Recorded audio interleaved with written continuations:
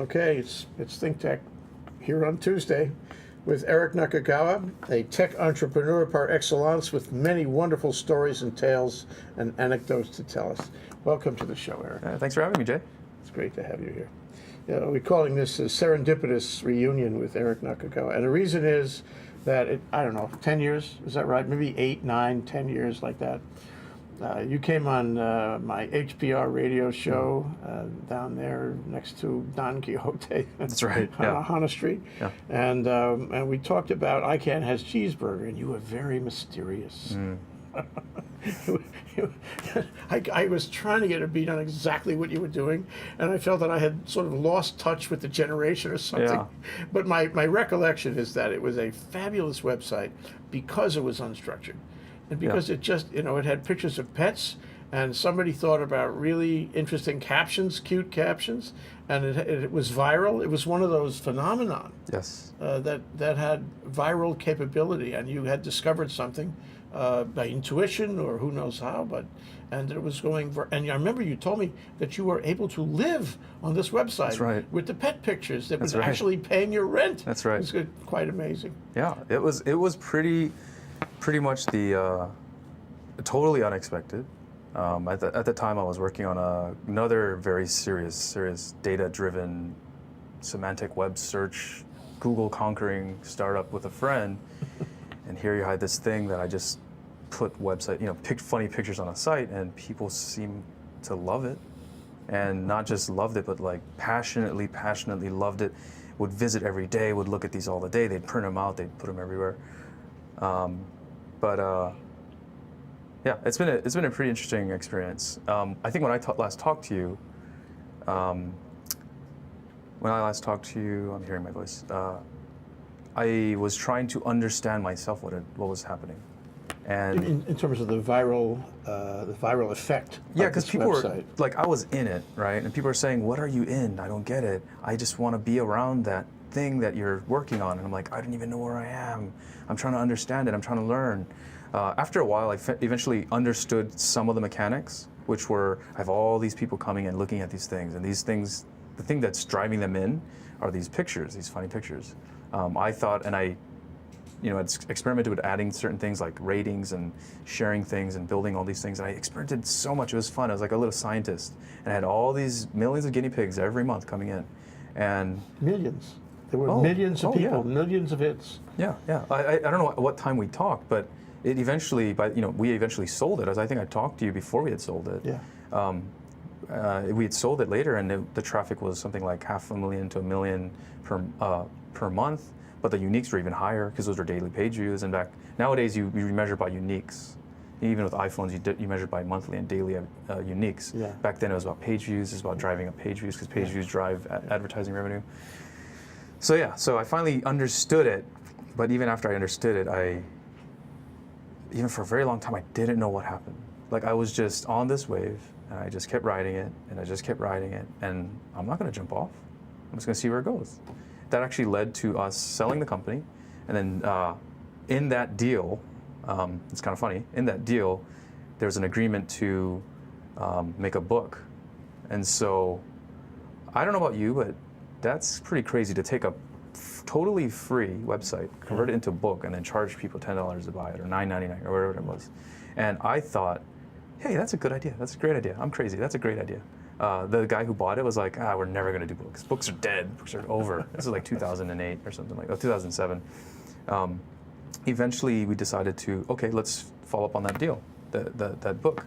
I had now she's my friend, but back then she was just some random fan that's like, when do you ever make a book? Talk to me first. I'm a literary agent sitting in New York City. I want this to happen. We had her engaged. She actually went out and talked to all these publishers, and we had a little bidding war. It was amazing. We got a huge advance to build the book, considering what the content was about. And then we made it, and then we created it, and then we marketed it, and we put it out there, and we actually sold this thing. And did it work? 16 weeks, New York Times bestseller list.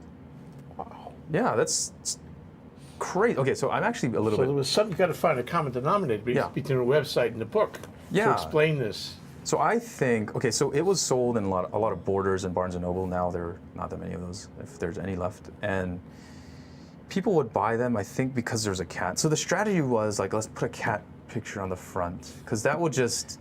That was the favorite animal, wasn't it? Yeah, I think Can Has Cheezburger was primarily about cats. It was. That's all anybody will ever remember. There's a dog site that I made that's a separate kind of thing. Yeah. But we made it as part of that deal. Like we negotiated a dog site and a book. And I remember. Yeah, that's crazy. It's ridiculous. So we decided to put a cat picture on the front page because our thesis was there's been another animal-related book, a couple other animal-related books that have done really, really well, like millions of copies well. So if we copy a similar strategy with the backing of a huge community and the support of people that are, that believe in this stuff, and like maybe even the people that are in the book, because we have to go back and get everybody's approval, we thought, okay, we got a winner. And the publishing houses agreed, and we sold hundreds of thousands of copies of books. So I don't even know what the final number is, because at some point I'm like, we kind of gave it back to the company because I can't keep running this thing. I don't have no part in it, right? Yeah. But I don't even know what the final numbers were, but it was good for us. And it was fun, and I was actually just talking with somebody, they were talking to me about goals. Like I've been talking with kids that are interested in entrepreneurship, and they were like, they were asking me about like goals, and I was like, oh yeah, well, so that was the outcome. The outcome was we had a New York Times bestseller, but the goal was get on Oprah. I wanted to. No, that was the goal. So I'm Asian upbringing, so I had these Darumo dolls, which are like you just color in one side, and that's how you start the goal, and when you complete it, you color in the other one. So I have still a half-done Darumo that has maybe at some point I can complete that goal and just like, cut myself some slack and just fill in the other side once I get on a major talk show. But that was the original goal, because we thought like, okay, there's an audience out there that would like this. We believe that the audience would care about this. There's family members that would buy this for their auntie, uncle, grandma that loves cats. I mean, it ended up being sold even in Urban Outfitters, which is like it's like a younger store, and like a lot of funny books are just kind of usually spread out everywhere. A lot of short-run indie books tend to be sold there. And I'd walk through and I'd be like, hey, it's my book, And I'm like, okay, eventually it wore off. But I mean, that was fun to see those sorts of things, making something real and then seeing it out there. It's super rewarding, considering all the hard work that went into trying to organize these things and bringing people and building and kind of coddling a community. It's not easy, and you kind of lose a bit of yourself when you do it, and I think that's okay. Yeah. That's okay. So I mean, you really discovered a bunch of stuff. Yeah. You discovered whatever it was, the common denominator. Yeah. And and Hoala Greavy and you talked. He was here, like a week ago. Oh, cool. And actually, he was here a couple of times in the last month. And that he's looking for the same thing that you found. He's looking in his share dare. Their share. Yeah. He's looking for the kind of thing that draws people in, becomes viral. Yeah. Becomes somehow integrated with their whole world system. Yeah. I gave him some tips actually. I was like, and this is a little. Anyway, I'm like, hey, so I need to know when people use it. When? How often? How frequently? What do they do? Where are they from? Where are they located? Like, where do they work versus where do they go to school? Or, what's the demographic age range? Are they male? Are they female? You need to know all these sorts of things. The more you know, the more you understand, the more you can kind of predict what they might like next. So it's not just luck. No, it's God. perspiration. Oh my God, no. Luck is sort of like, here's an opportunity.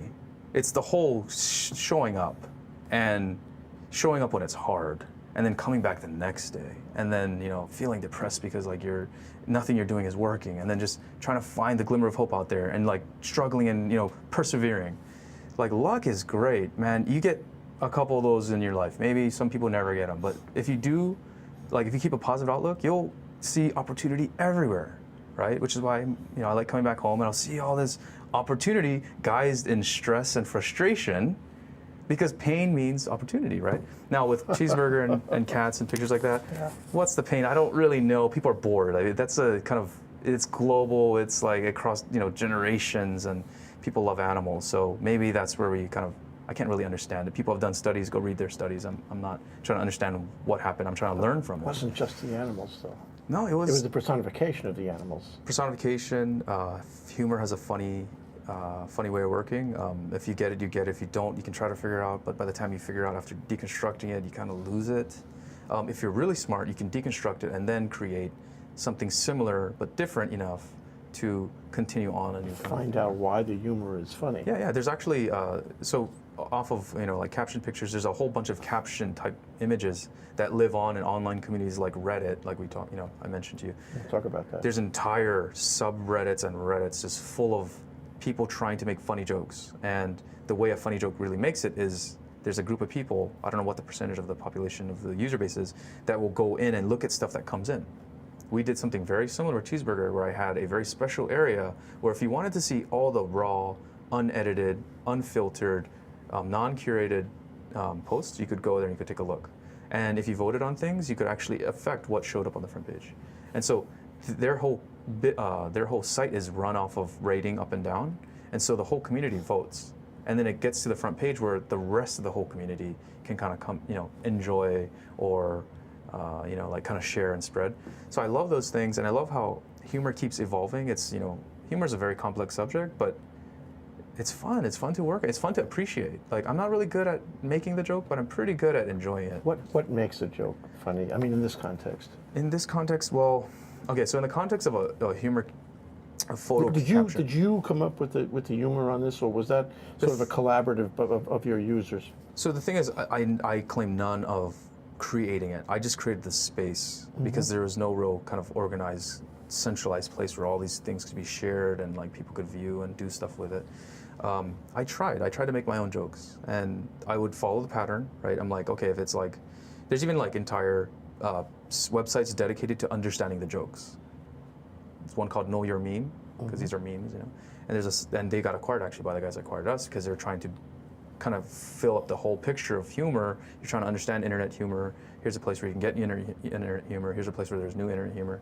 But a lot of the structure for the images tend to be, they all have their own rules. There's usually one background image that's like a static, and that kind of sets you up for the expectation as to what the pattern will be. Like my favorite is there's a picture of like Fry from Futurama TV cartoon, where it's like him with a fistful of money, and he's just saying, whatever, take my money. And the whole idea is somebody invented this thing, take my money, right? Like, what do I want right now? I don't know, a bike I could put in my suitcase, take my money, right? I just want that. I love bikes, and I travel, so I want a bike that can fit in my suitcase, and I found one. But that's we can talk about that too. That's a good example. That's a good example. So every kind of joke or meme has its own format and rules, and then some people will then take those rules and then deconstruct them, and I'm really killing the joke, but they'll deconstruct it in a way where you're expecting to read it a certain way, but they did it in a way that actually is funny or interesting, but different, and it's unexpected. And I feel like the structure plus either the unexpected sequence of words that are chosen, or even more meta, like the unexpected use of a meme incorrectly, ironically, can also derive like a lot of laughs. So it's fun to observe. It's definitely fun to stream through. Definitely a huge time waster.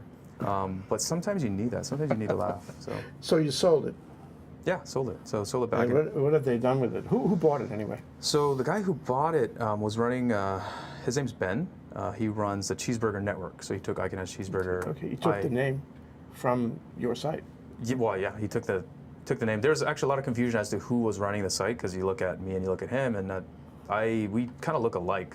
For certain people, we'll look alike, and so he developed this brand, which was an actual network of sites. Now, I only did 1 and 2, so I did Cheezburger and I did Hot Dog. I don't claim all the other sites and all the hard work they've done. Dogs.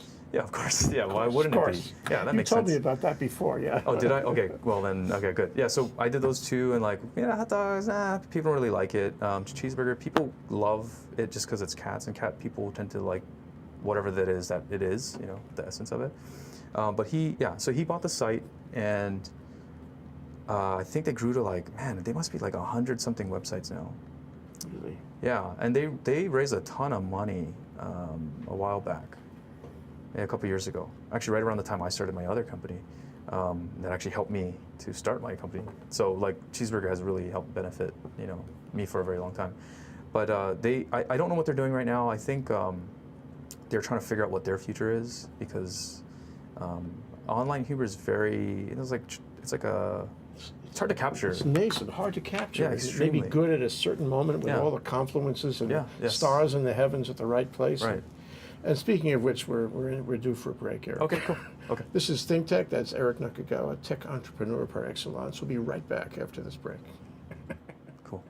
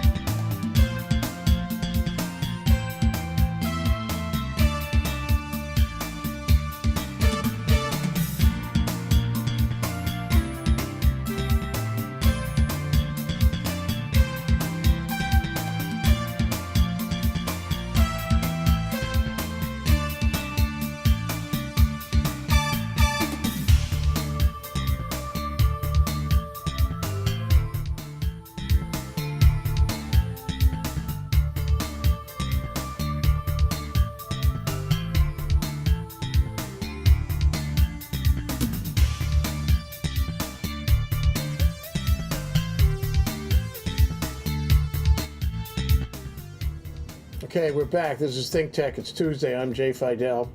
We're talking about finding our future today. That's the technical name of the show, so you should appreciate that, Eric. Okay, good. That's Eric Nakagawa, a tech entrepreneur, and we're sort of exploring a serendipitous reunion that I'm having here with Eric, because we met about 10 years ago, maybe a little less, and talked about his Can Has Cheezburger thing, which is really a very important thing. It's important in many ways. Not only important to you, I think it's just important as a way that that the web sort of revealed its power. You know, we didn't know about Can Has Cheezburger until you built it, and then there have been many confirmations of what you learned. Although it's hard to say exactly what you learned. Yeah. After that time, the power of the web was speaking through you. So after you sold it and you made your separation, so to speak, from Can Has Cheezburger, where did your thought travels go then? So it was actually pretty interesting. I was completely burnt out from it. The story that I tell people, and it's pretty true, is I would work 20-hour days. And I vaguely remember parts of 2007. There's pockets of that time what did I do? I had friends, I lost friends. It's a very tough time trying to figure it out, because you get so addicted to the adrenaline of like seeing your numbers just grow. Like who can disagree with saying your numbers are going like this, and they call it hockey stick? Well, yeah, you're talking millions of page views, and you're just like, you have this identity crisis where you're like, is it me? Do I deserve it? Like, did I deserve my success? And I had to go through all this, and so I think for about a year I had to deal with that, and I moved to Japan. Actually, I did a lot. I got married and moved to Japan. You had I said mysterious before, advisedly, a mysterious partner. When you were on, and you wouldn't tell me much about her. Oh yeah, okay. But then I suspect that woman, ultimately, your partner became your partner. No. Oh no. Okay. No. She was a friend. Yeah. Okay. Yeah, she's a friend. Okay. We're actually still friends. So naturally, I would say I'm an introvert. Okay. Naturally, I'm you introverted. could fool me about this, but okay. I've learned to be extroverted, and so I actually enjoy it. And there's with Cheezburger, I kind of had a hat on, and that was a Cheezburger hat. And so when I took it off, I didn't feel like I had earned all that success, right? So I'm still dealing. Actually, I'm much better now with dealing with success and preparing yourself for success and stuff like that. But back then, her name was Tofu Burger was her nickname or whatever. But yeah, her name's Carrie. She's from Hawaii, but she just prefers not to talk to Jay Fidell on NPR, KHPR in Hawaii. I mean, this is just not her thing, and I can't fault her for that. I like this stuff. I've learned to like it.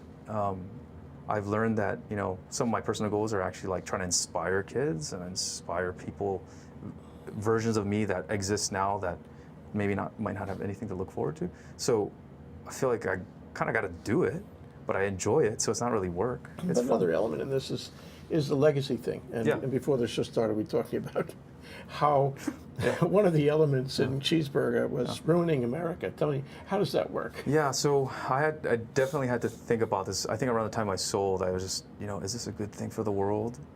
Because you're looking at like all this bad grammar, and this is around the time when there's all this hullabaloo about, SMS text messaging is affecting, people's ability to communicate properly, and using shortened words is actually detrimental to the, to the whole, United States and English language in general, which we found now that it's actually helped expand the vocabulary. So it's not as bad as I thought back then. It's true. Yeah. But back then, I really did think like I am the harbinger of, the end of America is Cheezburger. That's the reason. Like, this is the marker. This is where America ended when this site existed. I think about those things a lot. I care about my impact. I have a big family. I'm from a big family, so I always think about what I'm doing and how it's perceived by a lot of people. I'm also from Hawaii, so that's kind of natural. But it didn't turn out that bad. I think it was kind of definitely, at the time, people thought it was a fad. It's living longer than anybody expected. It's done extremely well. They had like a TV show and like who knows what else they've got in the pipe. But and without you, somehow. yeah, I would say, It has okay. legs without you. Yeah. So when we did the acquisition, I was very, very specific about how to engage with the community. Because I'm like, okay, it really helps. I remember going to the hotel where me and Tofu Burger were standing there, and the door opens. I distinctly remember this. And here's me, here's Tofu Burger, door opens, and here's Ben, and here's his wife. There's a partner at that time working on the project. And I'm like, holy crap, we had black rim glasses, I had black rim glasses, he had black rim glasses. They were both vegetarians or something like that. It was like a weird connection, and it's a coincidence, whatever, but it felt really odd. And I thought, okay, this is gonna work. Because here's a chance where I don't have to really reveal, I wasn't really a big talker about what I'm working on, so I didn't really reveal enough for people to latch on the brand to me. It was more of a kind of thing that just floats out there. And Ben was able to kind of like slowly reel it in and then mold it into what he needed it to be. So, there's a lot of times where I could have been like, no, you're doing it wrong, but I would do that privately. I'd be like, yeah, you're totally screwing up this, or you're doing this wrong, you should do this, or here's all these ideas, and you could expand your user base, blah, blah, blah. So I'd do that privately. I wouldn't like create a public spat about it, and I think it worked out. Yeah. So, and not everybody could have done it. It's a sort of a passing of the baton. Yeah, yeah, definitely. It was interesting. Acquisitions are tough. The DNA doesn't, graft on properly. Especially with this kind of acquisition. Just even tech in general. Dynamic, is so hard. But with humor and the sensitivity of the community at the time, I think it was, only a couple million people, but even then there was a core user base of like maybe 20,000 rabid fans. And if you disrupted that, you would have ruined a lot of secondary effect. Yeah, huge. So you spoke to me about we must succeed. What is that, and what is that? How does that relate to your own voyage somehow? So one of the biggest things I like I said before, I come from a big family, and so I've always been looking for ways to help my family succeed. In fact, I'm one of 8 kids, so I really do believe that if my family can succeed, and I can succeed with my family, then we can all help each other. So I started this project a while back. Actually, this was after Cheezburger. It was called We Must Succeed, and the entire premise is it's a website where you create a list, a very simple list of how you achieve the particular goal, and that's it. On top of that, you might have some things like people can like follow and be interested in particular goals. Like one for me is I want to run a marathon. I'm not, I actually know some of the steps. I don't know all of them, but I would love for someone to just show me the way and I can just go follow it, There's other things like I want to maybe start a nonprofit one day. How do you even do that? Right?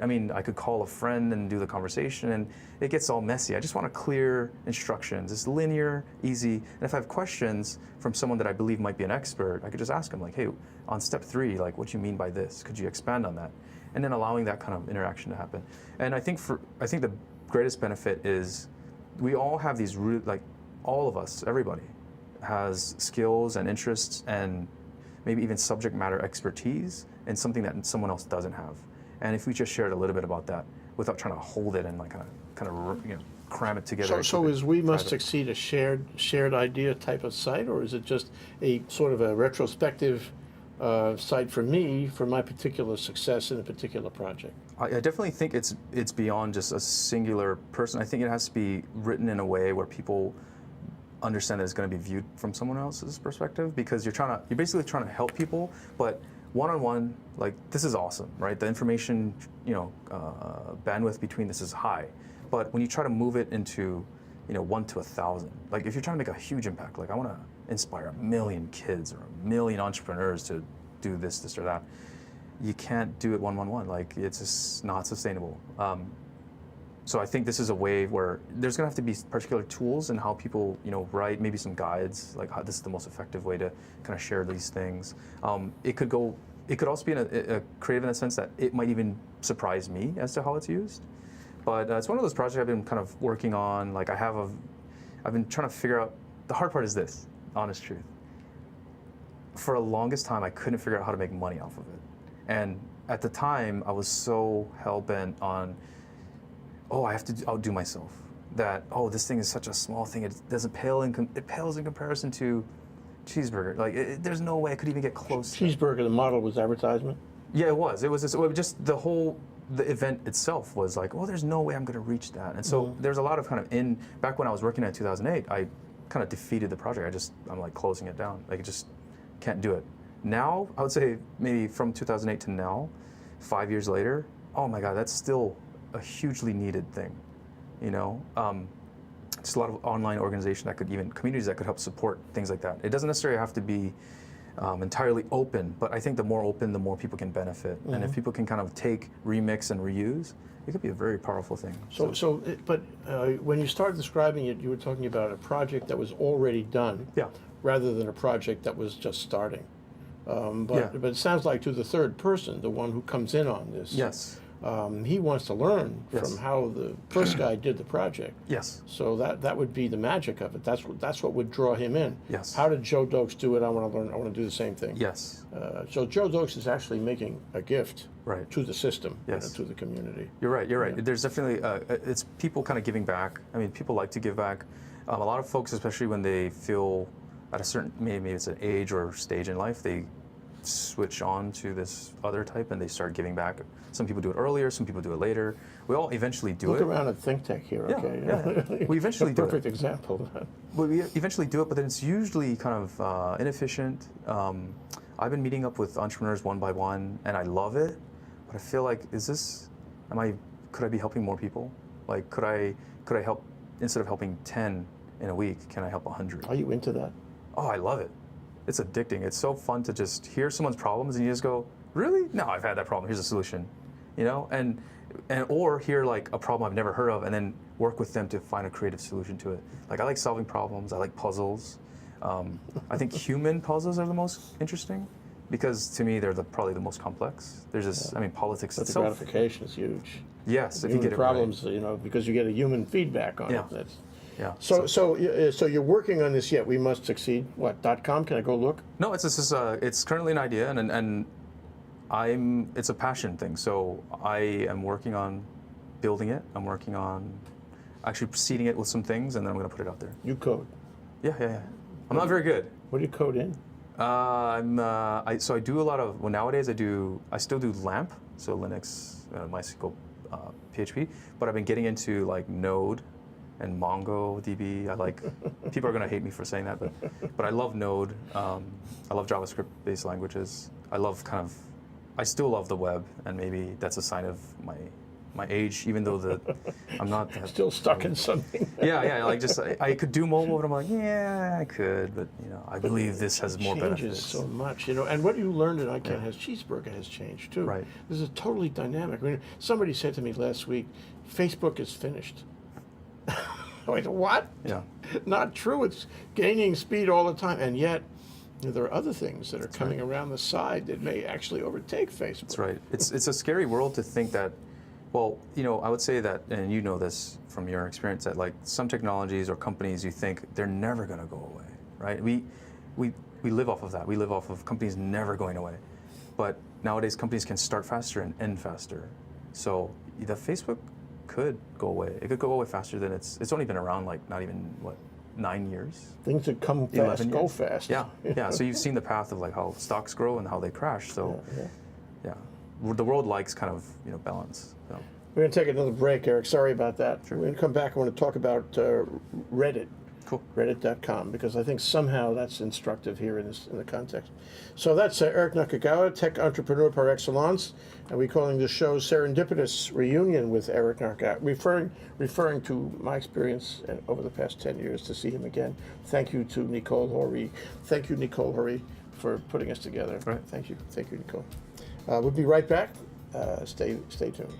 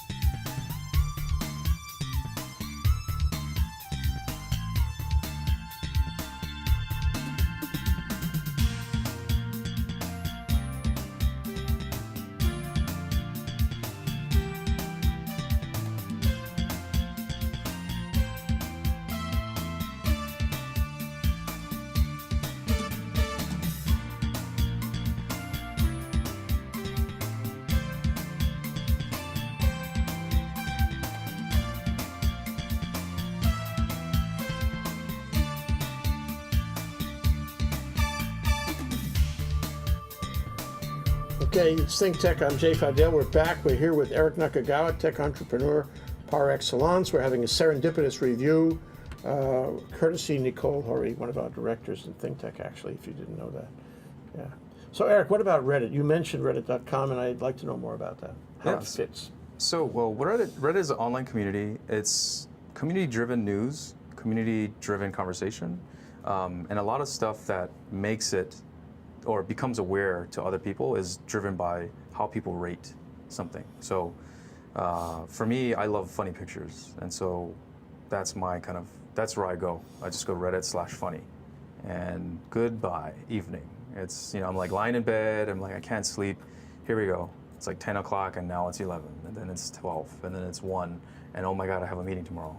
This wasn't yesterday, it happens a lot.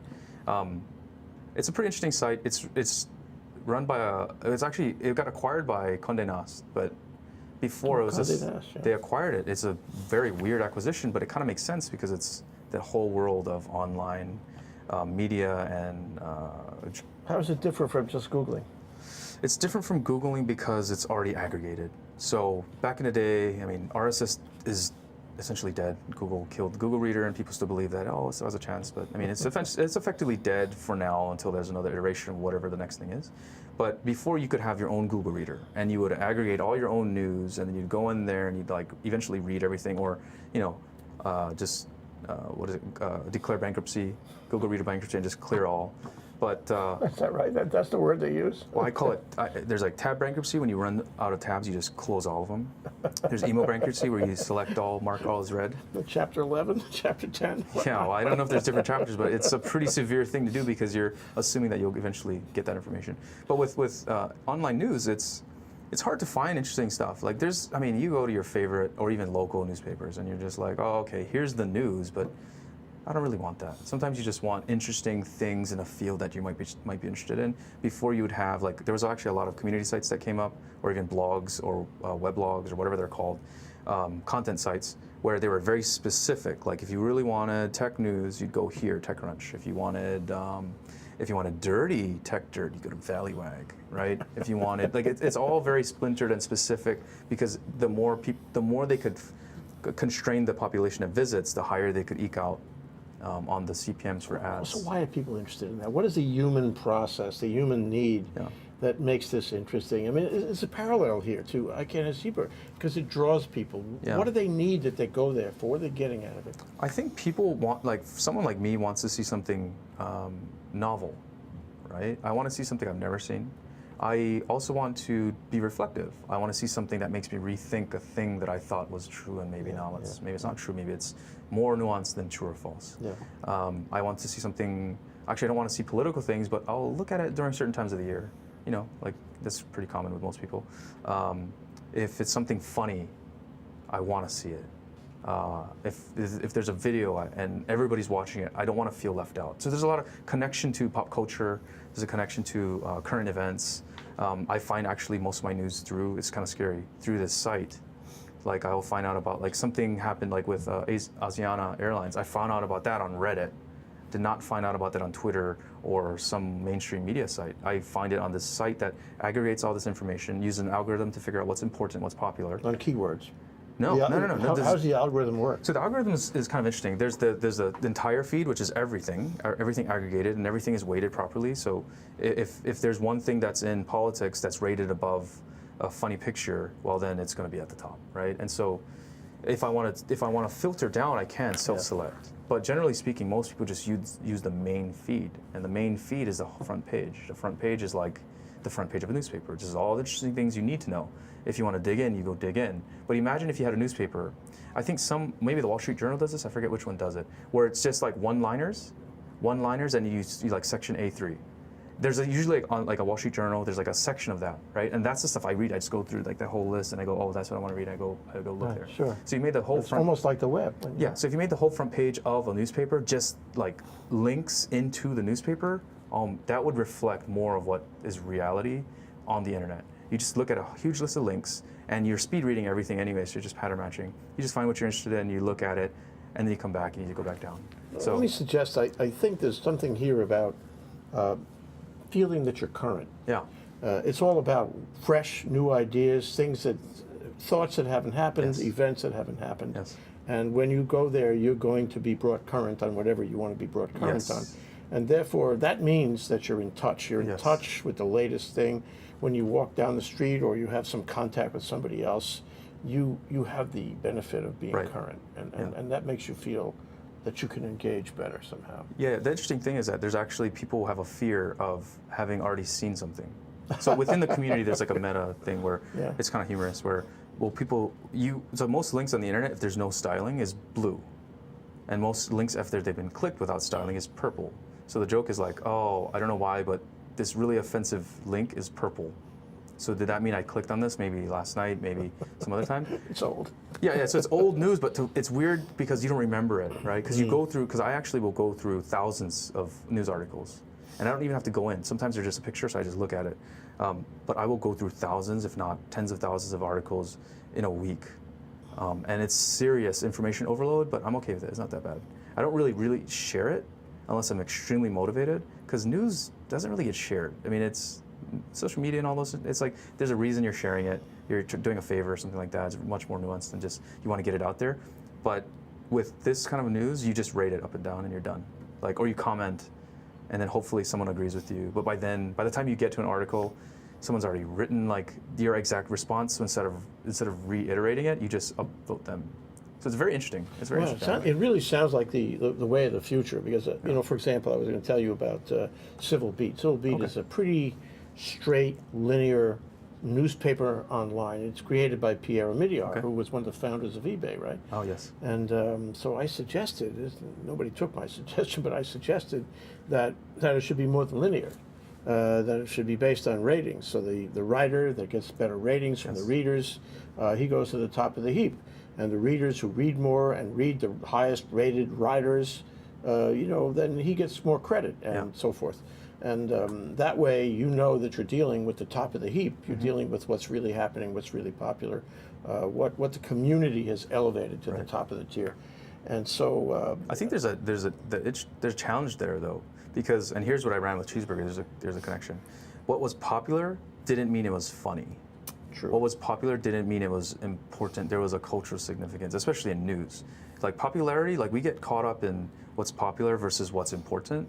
And I think Civil Beat's trying to just stick with what's important, even though I agree that if you had some little tidbits in there that actually let you know what's performing better, you would actually be able to understand how the information is being shared and what's more popular, and that would impact what they write. And I think when you start chasing after hits, you start getting tabloid media. Honestly, like the end result, if you follow it to its logical conclusion, you're just writing about the most popular celeb thing that they screwed that's up tabloid. on. You're right. Yeah, so I think it's There has hard to be another element in there. But I do believe, it's an internet website, so they know what's the most highest performing site or page. You just don't know. So what they could do is just expose, they could expose that information to help make readers feel like they have more control as to what they're reading versus being given specifically, this is what you have to read in this order. Yeah. So I understand what you're saying, but if you go too much one way, you end up with, cat pictures. But you end up with funny pictures because that's what people want to. They don't want to talk about politics and the impact of global warming on startups and blah blah blah. Like no one cares.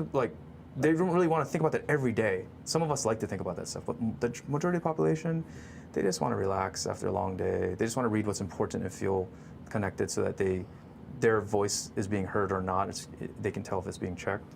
But yeah, it's pretty. But all this leads to the next generation of news. Yeah. It's not going to be the 6 o'clock news on television, and it's not going to be the print press. It's going to be online, and it's going to have some kind of algorithm or combination of, and the kind of thing you're talking about in Reddit, maybe something that came out of Can Has Cheezburger, that sort of brings us all together around news is a community event now. It isn't just print on a page. Yeah, you should. I believe Reddit is heading in that direction. Yeah, it may revealed a new model to us. Anyway, so I wanted to sort of somehow juxtapose that with your biking. Oh, okay. What's the connection between your passion for biking and all of this? My passion. So one big connection has been when I ran Can Has Cheezburger. I was about 40 pounds heavier. So I wasn't going to say anything, Eric. I was big. I didn't exercise. I didn't do anything, and I actually my consumption of cheeseburgers increased dramatically after starting that site. And even to this day, I kind of crave it. It's just a thing. You just of course I'm the cheeseburger guy. I have to order a cheeseburger. It's just I can't be around a group of people and not do that. Of course. But eventually I started realizing, that's not sustainable. I have a family. I have to be smart about that. And I found that biking has been a pretty fun outlet. I started off with a really basic bike, and then I got into it, and I bought a really for me that was expensive. It was an expensive bike, and it was still entry level. And I kept doing it, and I felt like the bike was not good enough, and I was ready for the next level. And as you know, bike prices double at each level, and so I'm only at the third level, but it's so much fun. Some people find when they go surfing, they feel like they're in it, and they're in their zone. And I feel like when I'm biking up a hill, mostly on the way down, I feel like I'm in the zone, and time slows down, and I don't know how long I've been riding down, but it's a fun experience. And I found that by exercising, being a little bit healthier, it helped my decisions when I did my startup-related things. It helped when I had to deal with conflict resolution. It helped when we were trying to negotiate or be creative.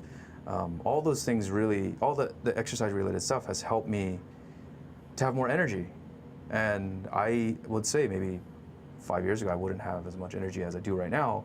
And that's great. I have a very young family, and so I need all the energy I can get. And it's been pretty helpful for me. So we're putting all this together. Yeah.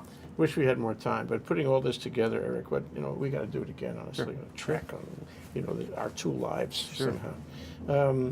What are you going to do?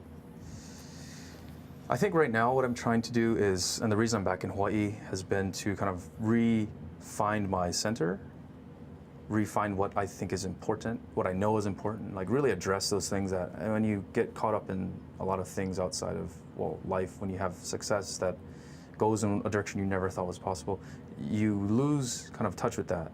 And for a while I wasn't really grounded. And I'm trying to get grounded. And why, is 1 month in Hawaii gonna do that? Maybe not, but another trip maybe. And maybe a different way of thinking. And maybe starting to plan for how I can come back and give more back to the community. I think that's gonna really help me. And then for what's next, I have a lot of options. But I really want to help other people.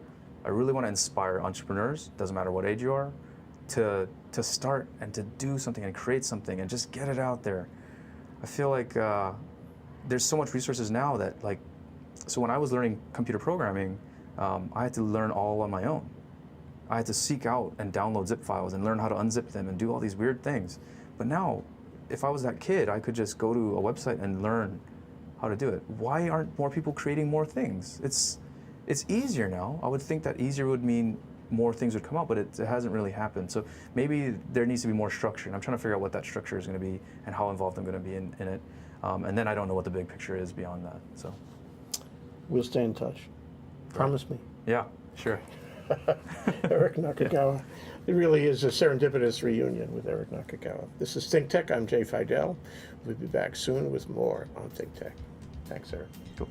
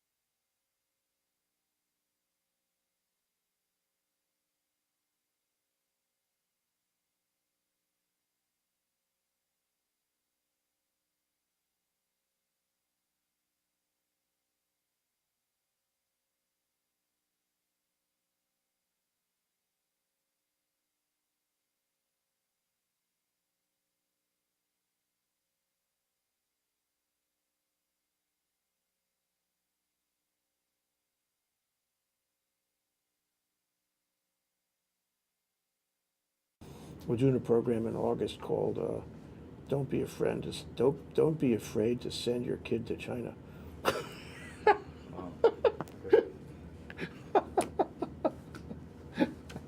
Anyway. It's probably worse in Singapore right now. No, I mean, whatever it everybody's is, you getting know. better here. So do you have another interview? Yes. Cool. Okay. I'll step out and you guys can do your thing. Okay. That's neat.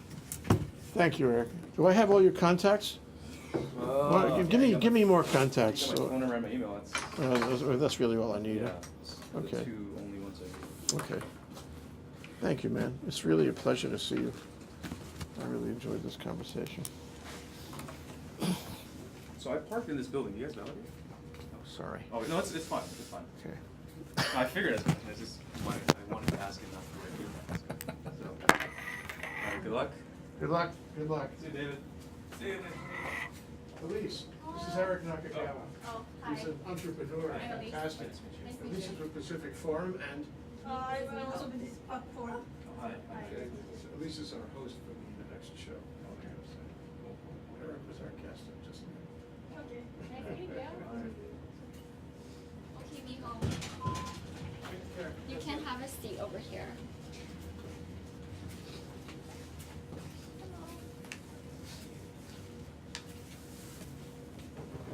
That guy was so brilliant. Really? Oh. That's always exciting. Oh, unbelievable. Miho was pretty can't- brilliant. Huh? Oh, he was amazing. Okay, I gotta.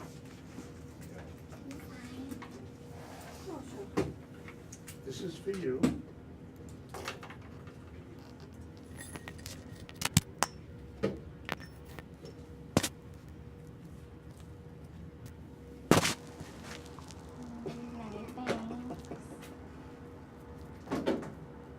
It doesn't damage it at all? The Oh, white? no. Oh. I wouldn't soak it overnight, but.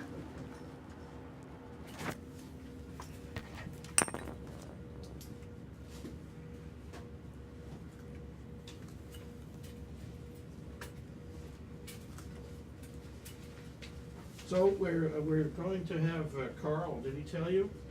For drones? On our luncheon program next week. Yeah. On drones, yeah.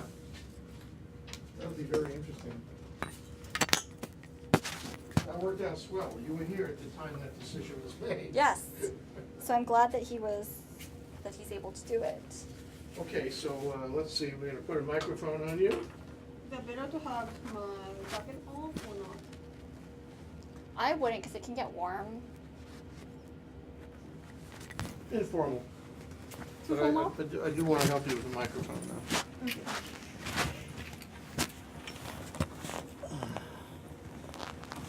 I said that to all the girls.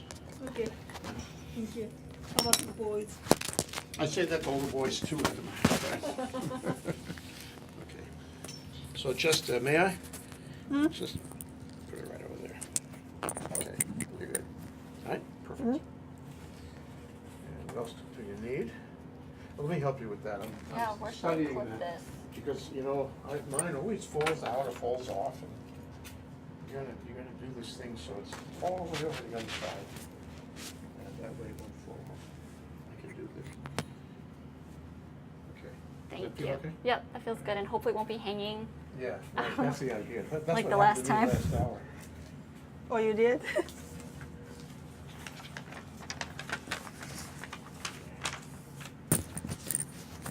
How did that show do, I David? can. Was it good? Yeah, this is good. It was, that was amazing. Good. Oh, thank you. That would have been painful. I appreciate that. We lose more of them, you know?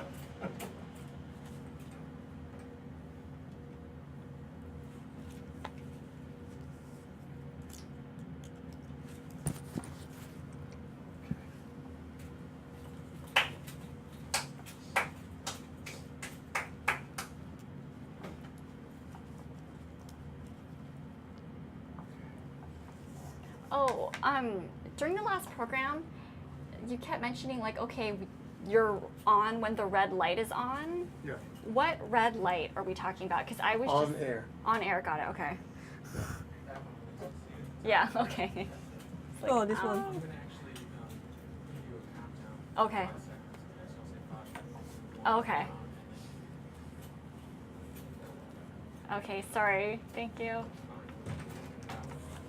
Oh, Very dark. Oh, gee, that's really dark.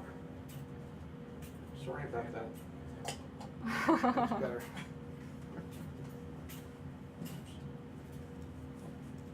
so when it's on air, it's actually the background is green, like this? No, it's a different background, but we don't see what background it is. Oh, okay. Well, I can You have you picked out? Why don't you show the background? Amazing backgrounds. Oh, yeah. Okay, what is that, David? Oh, That one would be fun. That would be appropriate because that's where you're based. You want water, anybody? Water? sure. Sure. Thank you. Yeah, okay.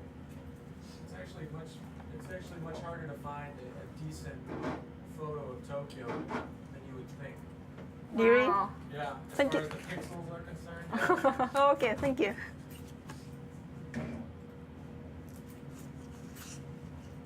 Very cool. Oh, thank you so Thank you much. very much. And then we'll just keep it on the floor and not on the table.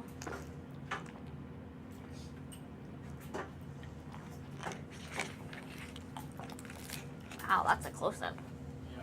Yeah.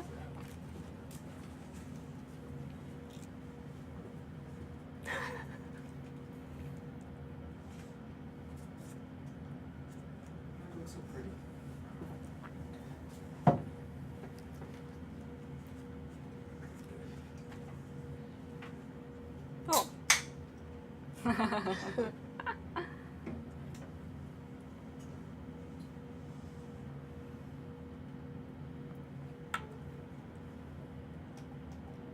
how do you want me to identify you? Do you want me to identify you by your adjunct title or SPF title, like former SPF? Do you want all your titles? So you can. Sorry, it's So you can call me that cybersecurity analyst with Hitachi Systems and also adjunct fellow with Pacific Forum CSIS. so what was your title at Hitachi? Cybersecurity analyst? Cybersecurity analyst with Hitachi Systems.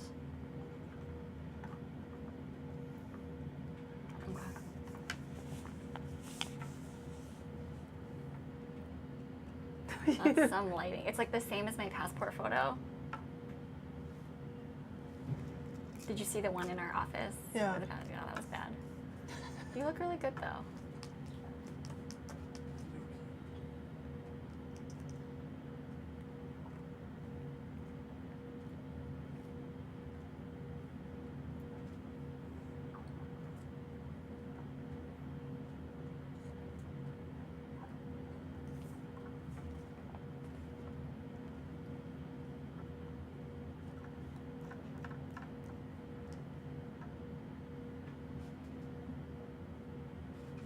So we can talk about? We're going to talk about international cooperation on cybersecurity.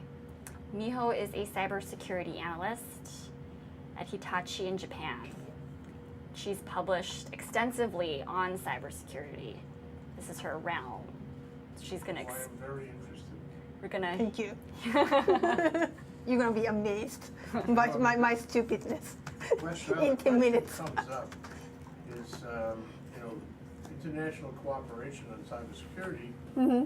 So if I said, well, the U.S. and China want to have international cooperation on cybersecurity, Mm-hmm. how can you do that? Because they're both working against each other all day anyway. Mm-hmm.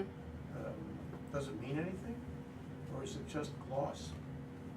Well, I think it's always better to have communication channel to establish, because if something happens, they know whom to talk to. But if they do not have that kind of channel,